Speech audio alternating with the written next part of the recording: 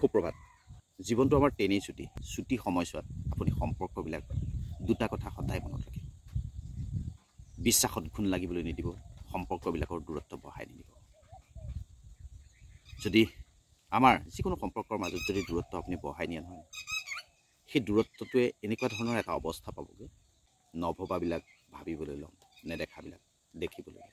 সেই সম্পৰ্কত দূৰত্ব বঢ়াই নানিব। অবিশ্বাসী কেতিয়াও নহ'ব। যেতিয়া আপুনি অবিশ্বাসী হ'ব নহয়, যিবিলাক কথা আপুনি চিন্তা কৰাই নাই, তেনেধৰণৰ কথাবিলাক আনে ভাবিবলৈ ল'ব। এই অবিশ্বাসটো আহি যায়, তেতিয়া সুন্দৰ সুখৰ সংসাৰ ভাগি ঠাণ্ডা হৈ যায়। কাৰণটো হ'ল দূৰত্ব।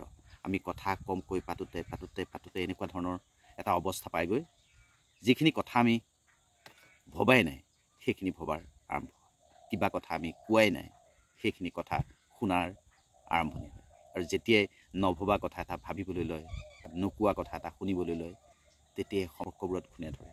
আৰু যেতিয়াই সম্পৰ্কবোৰত ঘূণে ধৰে নহয়, তেতিয়া নিজক অকলশৰীয়া অনুভৱ হয়।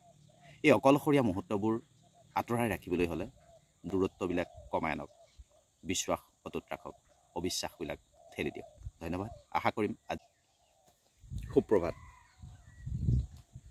জীৱনটো আমাৰ ইমান দীঘলীয়া নহয়, যদিও দীঘলীয়া, আমি প্ৰত্যেকেই কামৰ মাজেৰে ব্যস্ততাৰ মাজেৰে যাওঁতে জীৱনটো ছুটি হৈ থাকে। সুপ্ৰভাত। জীৱনটো আমাৰ টেনেই এই টেনেই ছুটি সময়ছোৱাত আপুনি সম্পৰ্কবিলাক দুটা কথা সদায় মনত ৰাখিব।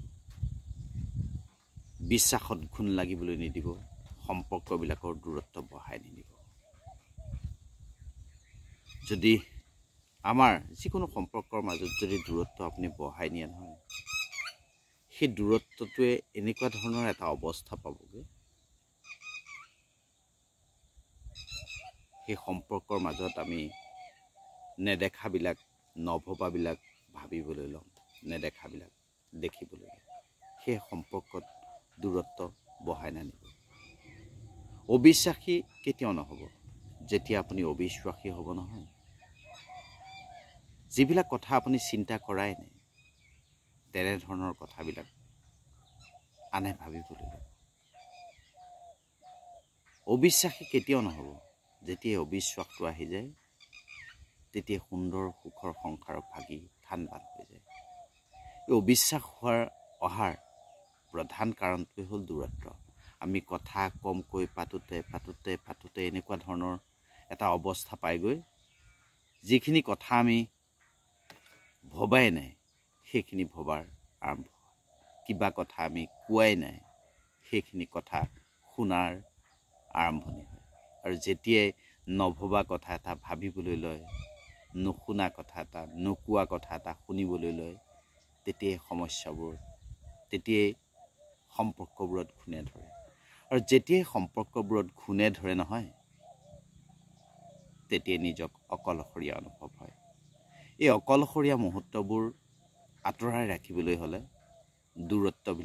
সম্পৰ্কৰ মাজত দূৰত্ববিলাক কমাই আনক, বিশ্বাস অটুট ৰাখক, অবিশ্বাসবিলাক ঠেলি দিয়ক। ধন্যবাদ। আশা কৰিম আজিৰ দিনটো সম্পৰ্কৰ ৰছীডাল টান কৰি বন্ধা এক দিনলৈ পৰিণত হওক।